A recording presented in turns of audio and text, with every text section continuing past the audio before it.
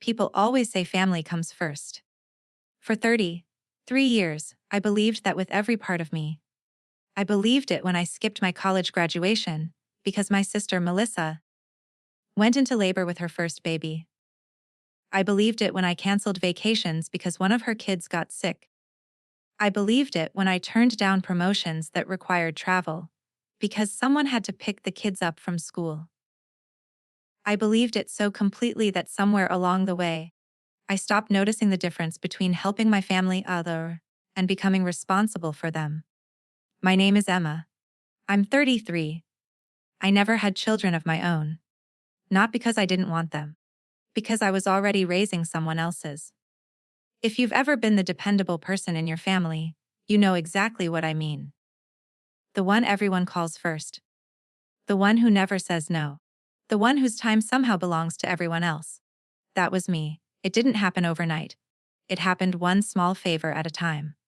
Emma, can you watch Oliver for an hour? Then, Emma, daycare's closed. Emma, I have a doctor's appointment. Emma, Josh has soccer. Emma, Lily needs help with homework.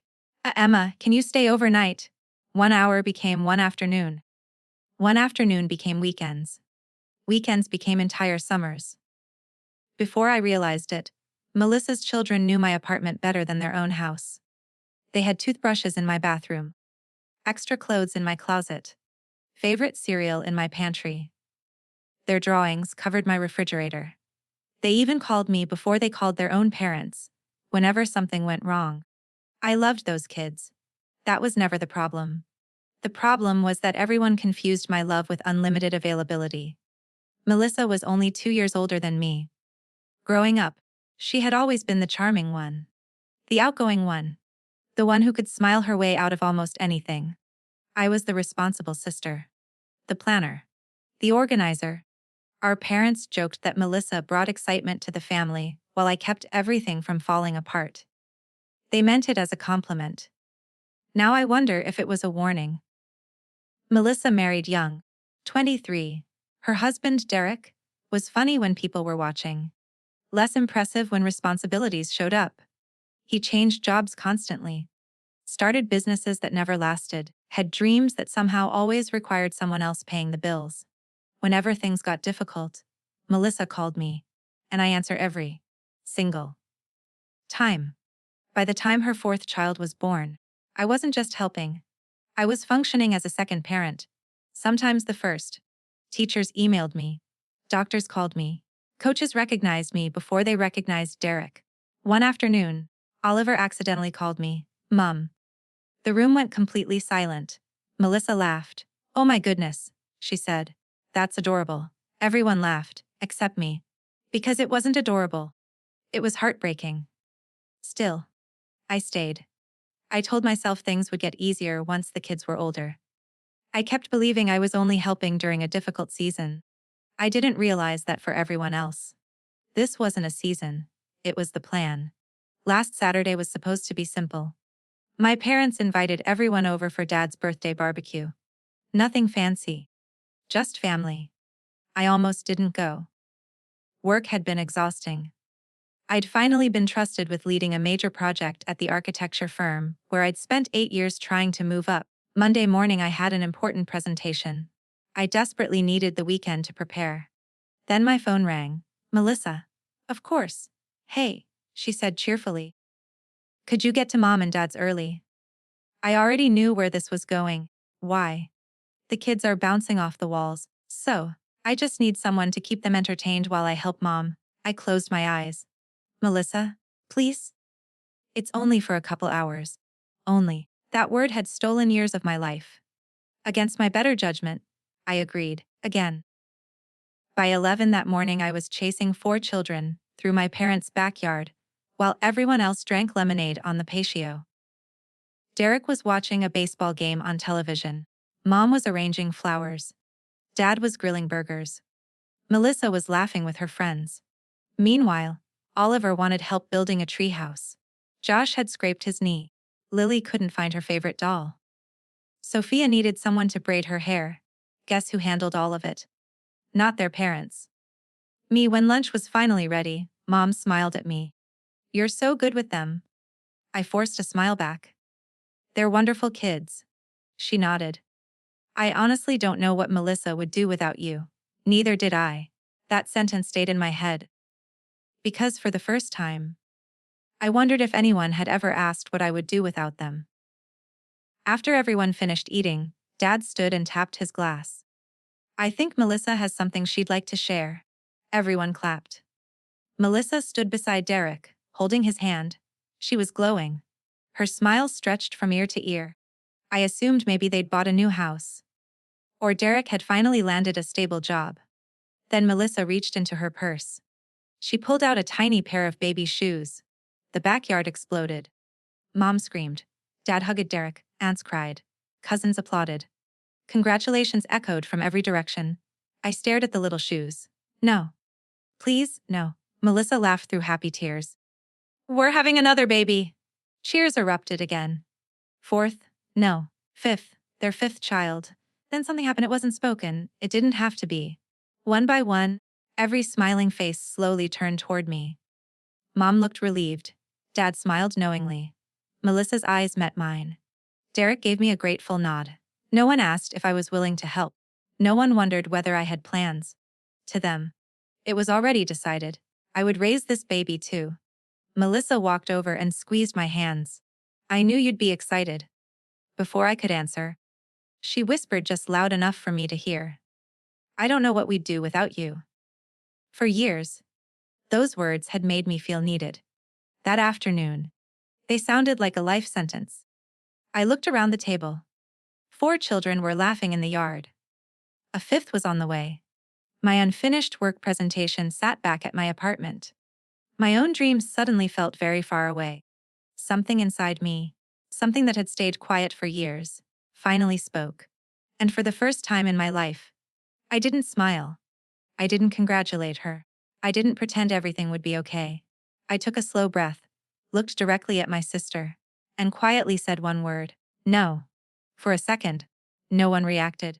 The backyard fell so quiet that I could hear the wind moving through the trees. Melissa blinked. What? I kept my voice calm. I said no. Her smile faded. What do you mean, no? I mean I won't be raising another child. Mom laughed nervously. Oh, Emma, don't joke like that. I'm not joking. The laughter disappeared. Dad slowly set down his plate. Melissa looked around, as if waiting for someone to tell her this wasn't happening. Then she stared back at me. You don't mean that. I do. You've always helped. I know. And you'll help this time too. No. That single word seemed to hit harder than I expected. Because I'd never said it before. Not once. Melissa's expression changed from confusion to hurt. You seriously can't be happy for me. I am happy you're happy. But I'm not willing to become another parent. She crossed her arms. Nobody asked you to. I almost laughed. Nobody had to. For 8 years they simply assumed I would. Mom stepped between us. Emma, this isn't the time. No, I replied. It actually is. Dad sighed. Can we talk about this later? We've been talking about it later for almost a decade. No one answered. Because they knew I wasn't wrong. Melissa shook her head. I don't understand where this is coming from. You really don't. She looked genuinely confused. That hurt more than anger would have. She honestly didn't see it. To her, this was normal. I looked toward the backyard. Oliver was helping Sophia onto the swing. Josh was chasing Lily with a water gun. Wonderful kids. Kids I loved with everything I had. But they weren't mine. I turned back to Melissa. When was the last time you picked them up from school 5 days in a row? She frowned. What does that have to do with anything? When was the last parent-teacher meeting you attended? Silence.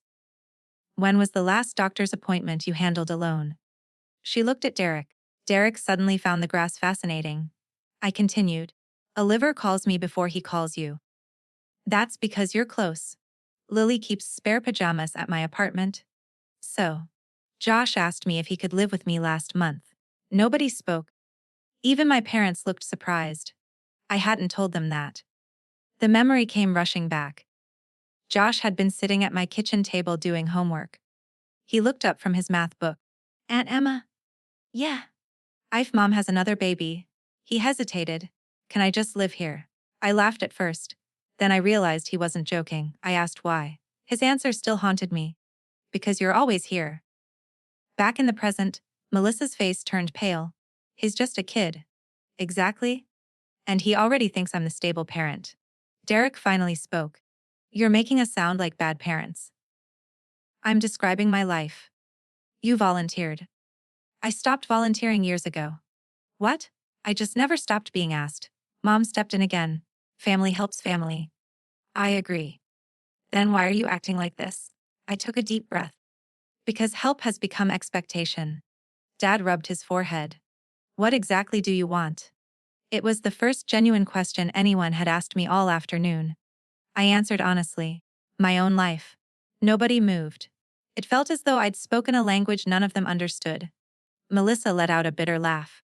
So you're choosing yourself? Yes. She looked offended. As if that's a bad thing. In this family. She didn't answer. She didn't have to. After another long silence, Melissa's voice cracked. I thought you loved my children. I do. Then how can you do this to them? I looked directly into her eyes. I'm not doing anything to them. I'm refusing to keep doing your job. Her mouth fell open. Mom gasped. Ema? What? You owe your sister an apology. For what? Being cruel. Cruel?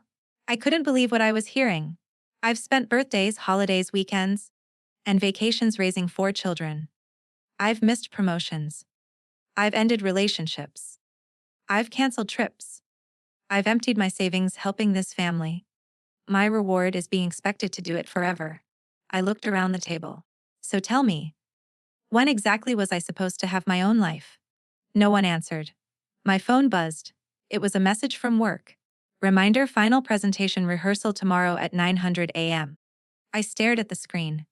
Then I realized something. I hadn't even opened my laptop all day. Once again, I'd spent another weekend taking care of everyone else's responsibilities. I stood up. I'm going home. Melissa grabbed my wrist. So that's it? Yes. You can't leave like this. I can. The kids. The kids have 2 parents. She slowly let go. As I walked toward my car, I heard my mother calling after me. Emma! I stopped but didn't turn around. If you walk away today. She paused. Don't expect things to ever be the same. I looked over my shoulder. For the first time in years, I answered without guilt. I hope they won't be. I drove home in complete silence. No radio, no podcasts, just my own thoughts. When I unlocked my apartment, the first thing I noticed was the toys. Toy cars under the couch. Coloring books on the coffee table. Children's cups in my kitchen cabinet. A tiny pink sweater hanging on the back of one of my dining chairs.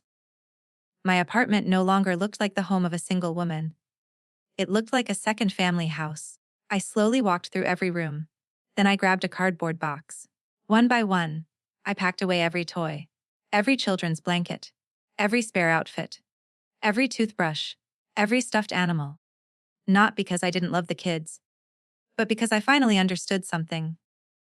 Loving someone doesn't mean sacrificing your entire identity. 3 hours later, my phone started ringing. Melissa, decline. Mom, decline. Dad, decline. Then Derek, decline. The calls kept coming. Then came the messages. Please answer. You're overreacting. The kids are asking where you are. Mom's crying. Finally, one message from Melissa. If you don't come back and apologize, don't expect to be part of this family anymore. I stared at the screen for a long time. Then I typed only 6 words. I never left the family. I left the responsibility that wasn't mine. I pressed send. A minute later, my phone rang again. This time, it wasn't my sister. It was my boss, Emma, she said. I need to ask you something. Sure. The regional director loved your work. We're considering you for a promotion. My heart skipped. Then she added one sentence that changed everything. It would require relocating to Chicago. I looked around my suddenly quiet apartment. For years, I would have said no without thinking. This time, I whispered, I'm listening. For the first time in years. I didn't immediately think of everyone else's schedule before my own. I thought about mine. I sat at my kitchen table after hanging up with my boss. staring at the notebook where I'd written goals years ago. Most of them had check marks next to them. Not because I'd accomplished them, but because I'd crossed them out. Travel to Europe, crossed out. Finish my master's degree, crossed out. Buy a house, crossed out. Start a family someday, crossed out. Each dream had been replaced by someone else's emergency, someone else's crisis, someone else's responsibility. I closed the notebook. Maybe it wasn't too late. The next morning, I walked into work with 4 hours of sleep, but a strange sense of peace. For once, my phone hadn't been ringing all night with requests to babysit. No frantic texts asking if I could leave work early. No last-minute school pickup. Just silence.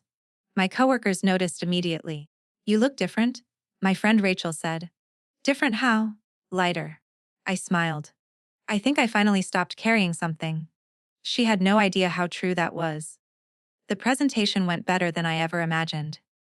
After months of planning, every number lined up. Every answer landed.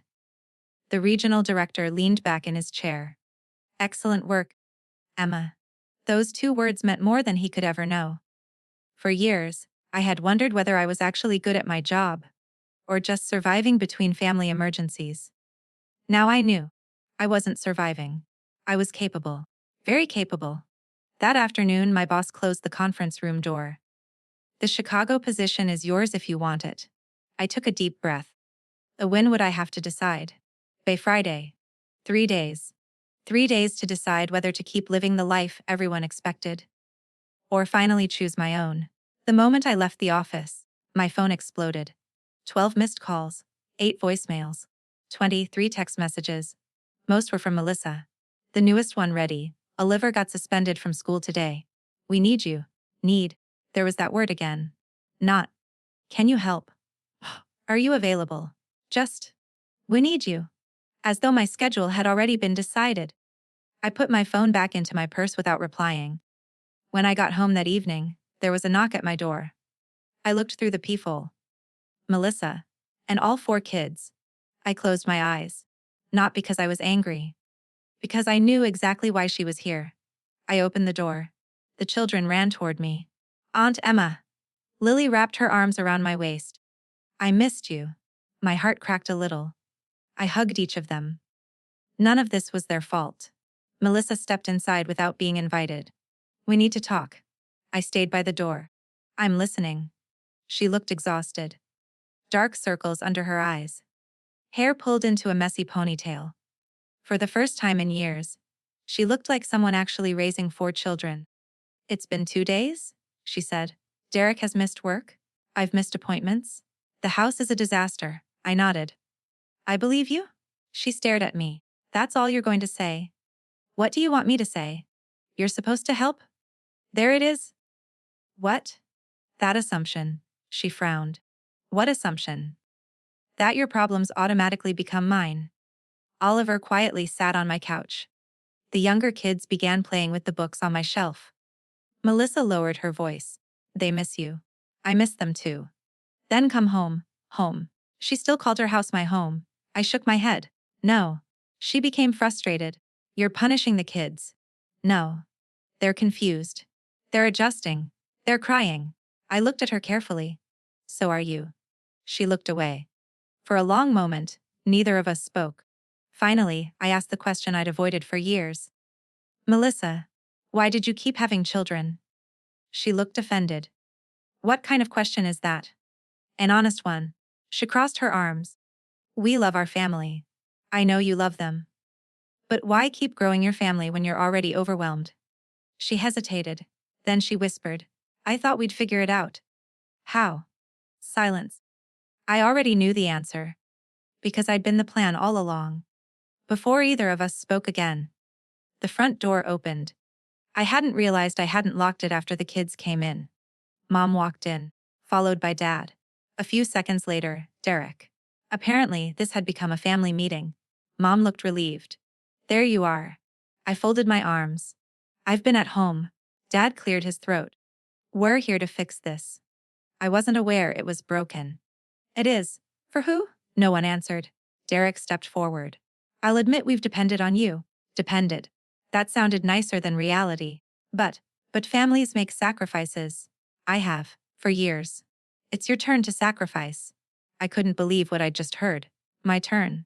He nodded. You don't have children. So my life has less value. I didn't say that. You implied it. Mom jumped in.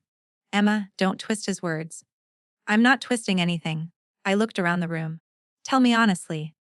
If I got married tomorrow, if I had my own baby next year, would you still expect me to raise Melissa's children? No one spoke. Their silence answered for them.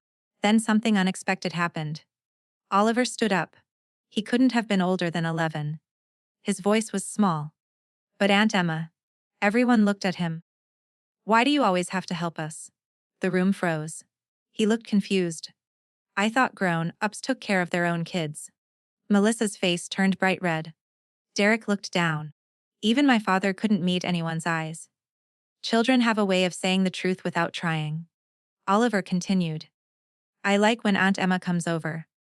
He smiled at me, but he looked at his parents. I wish you came to my games instead. Silence. Painful, heavy, honest silence. Lily spoke next. I told my teacher Aunt Emma was my emergency contact. Melissa blinked. What? Because she always answers. Another silence. This one hurt even more. I knelt in front of the kids. I love every one of you. They nodded. And nothing is going to change that. Oliver looked worried. Are you leaving forever? I smiled sadly. No. I'm just not going to be your third parent anymore. He thought about it. Then quietly nodded. I think that's fair. Out of everyone in the room, the 11-year-old understood first. After a few more tense minutes, everyone left. The kids hugged me goodbye. Melissa barely looked at me. Mom shook her head. Dad looked disappointed. Derek muttered, You'll regret this. The door closed. My apartment was quiet again. The next morning, I walked into my boss's office. She smiled. So, have you decided? I took a slow breath. For years, fear would have answered for me. This time, hope did. I'll take the Chicago position. She grinned. I had a feeling you would. She handed me the paperwork. Congratulations.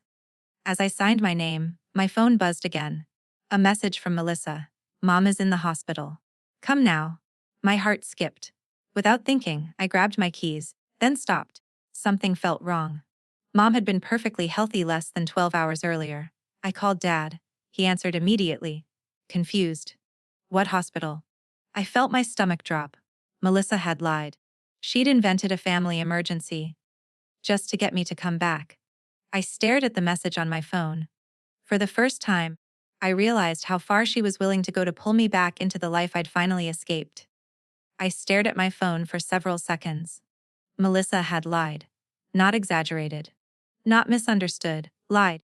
She had told me Mom was in the hospital because she knew there was only one thing that would make me drop everything. Family. I called her immediately. She answered on the first ring. Emma! Where are you? I kept my voice steady. I just spoke to Dad. Silence. Mom isn't in the hospital. Another silence. Then she sighed. I knew you'd call him. You lied to me. I didn't know what else to do. You could have told the truth. You wouldn't have come. No. I wouldn't have. She started crying. Everything is falling apart. I closed my eyes. I believe you. But lying isn't going to fix it. She whispered, please. I had heard that word 1,000 times. Every time before, I'd said yes. This time, I ended the call. The following week moved faster than I expected. I accepted the promotion. The company arranged my relocation. My apartment filled with moving boxes.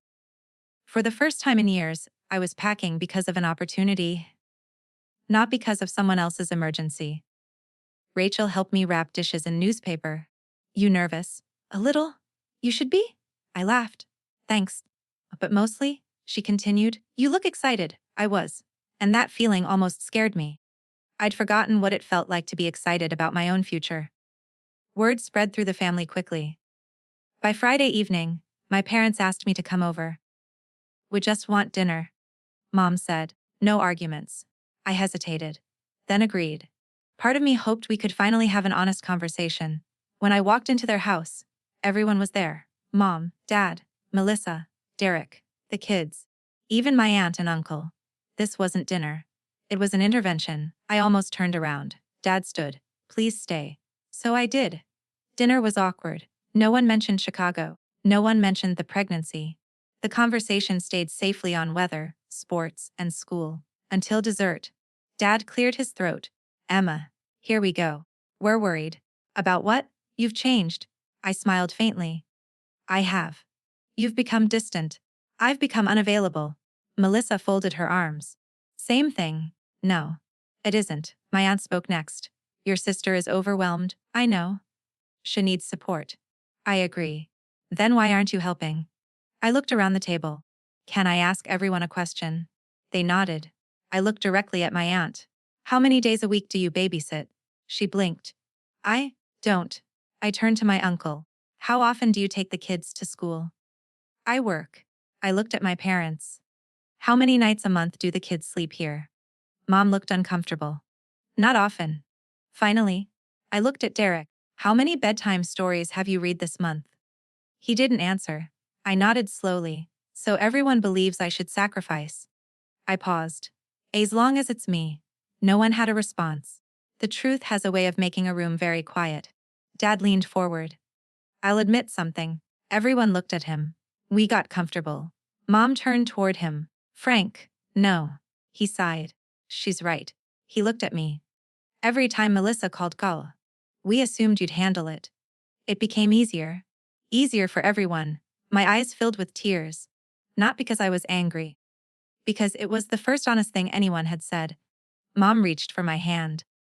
I never realized how much we'd asked of you. You never had to. I should have. I squeezed her hand gently. I wasn't blameless. She looked confused. I should have said no years ago. Melissa suddenly stood.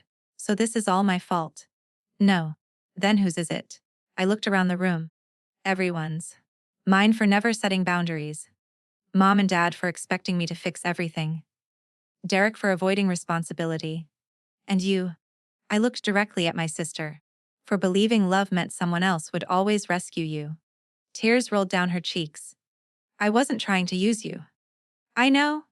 You made it easy. The room fell silent again. Then, Oliver spoke. I don't want Aunt Emma to move. My heart sank. I knelt beside him. I know. Will you still call me? Every week. You promise? I promise. He wrapped his arms around me. I'll miss you. I'll miss you too. A week later, moving day arrived. The truck was packed. My apartment was empty. Rachel hugged me. You ready? As ready as I'll ever be. Just as I climbed into my car, another vehicle pulled up. Melissa stepped out alone. No kids. No parents. No audience. Just her. She walked over slowly. I almost didn't come. I'm glad you did. For several seconds, neither of us spoke. Then she handed me a small envelope. What's this? A letter. I couldn't say it out loud. I tucked it into my purse. I'll read it? She nodded. I've been angry. I know. Her voice cracked. I think I was mostly scared. Off what? Doing it without you. That was the most honest thing she'd ever said to me. She wiped away a tear. I kept telling myself you liked helping. I did. So I stopped asking. I know. I'm sorry. Those two words didn't erase the past. But they mattered. They were real. I hugged her. Not because everything was fixed. Because healing has to begin somewhere. As we stepped apart, she rested a hand on her stomach. The baby is due in 6 weeks. I smiled. I hope everything goes smoothly. She nodded. I think. She hesitated.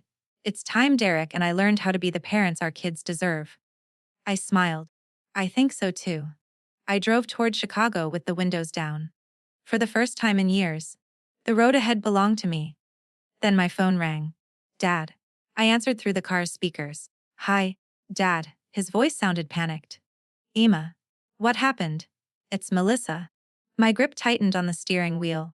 She's gone into labor. Already. Yes. There's a complication. The doctor's next decision could determine whether the baby survived. My hands tightened around the steering wheel. Dade. What happened? I don't know everything yet, he said, his voice shaking.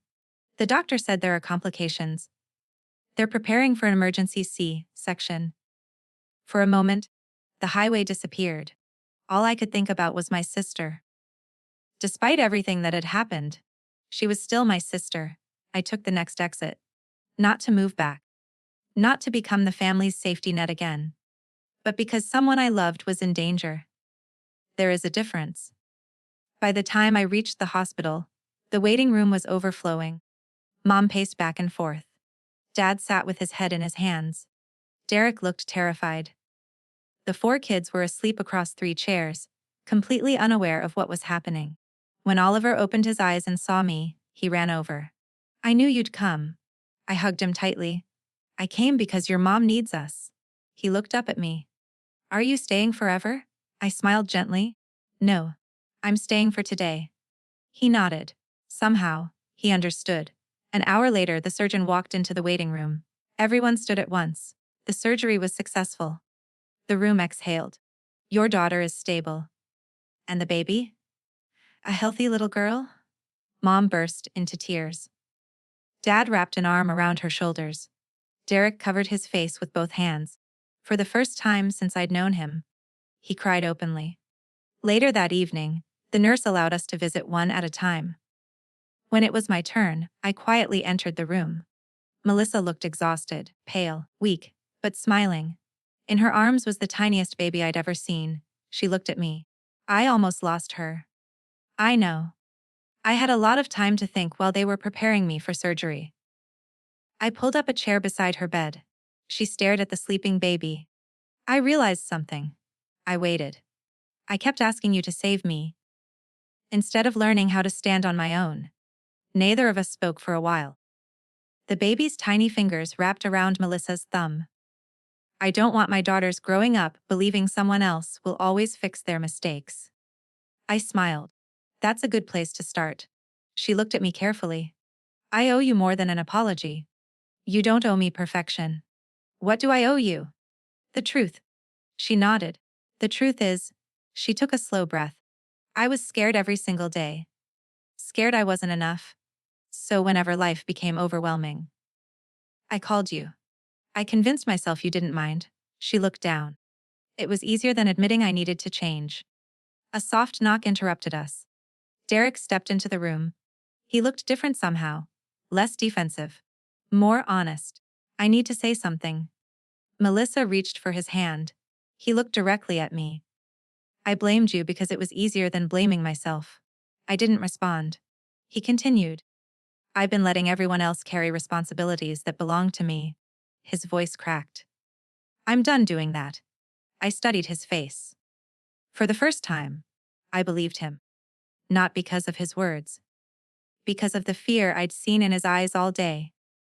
Sometimes people don't change because they're confronted.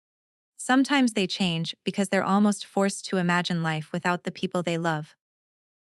Over the next few weeks, I delayed my move to Chicago by only 10 days. Just enough time to help with the immediate crisis. I made one thing very clear. I'll help while Melissa recovers.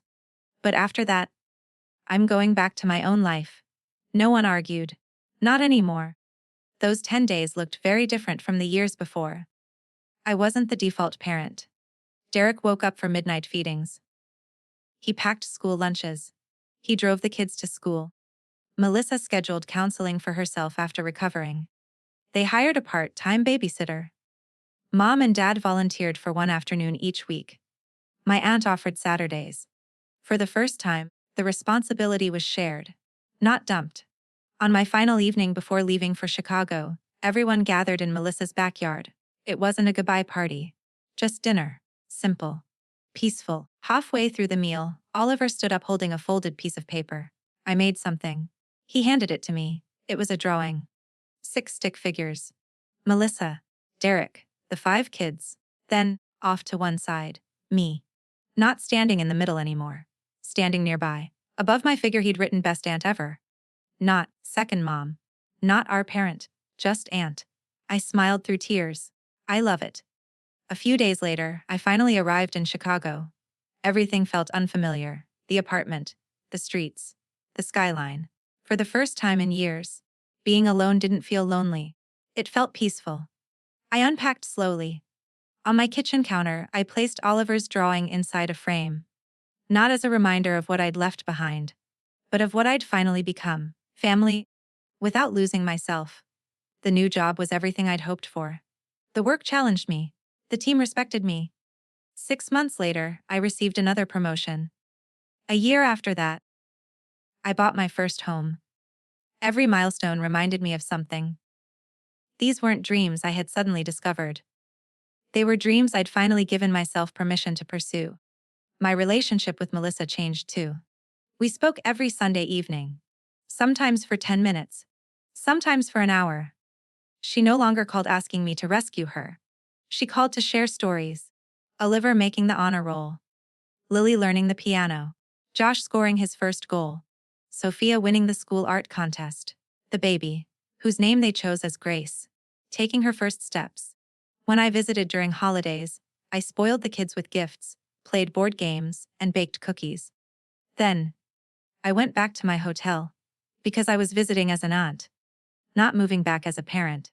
And somehow, that made our time together even more meaningful. 2 years later, Dad hosted another family barbecue. Standing in the same backyard where everything had fallen apart, he raised his glass. "I want to make a toast." Everyone looked toward him. "I used to think love meant always saying yes." He smiled at me. "But I've learned something. Real love also respects boundaries." Mom nodded. "So does family." Melissa reached across the table and squeezed my hand. "Thank you." "For what?" "For teaching me that asking for help is different from expecting someone else to live your life." I squeezed her hand back. "And thank you for learning the difference." As the kids laughed in the yard, I realized something that had taken me years to understand. Walking away hadn't ended my family, it had saved it. Because when one person carries everyone else's weight, no one grows stronger. But when everyone learns to carry their own share, a family doesn't become smaller, it becomes healthier. And for the first time in a very long time, we weren't connected by obligation. We were connected by choice. If this story touched your heart, let us know in the comments. What would you have done in Emma's place? Sometimes the hardest thing to say is no. But that one word can change a life. If you enjoyed this story, please like this video, subscribe to the channel, and turn on the notification bell so you never miss our next emotional family drama. We share new stories every week about family, relationships, betrayal, sacrifice, and second chances. Thanks for watching, and we'll see you in the next story.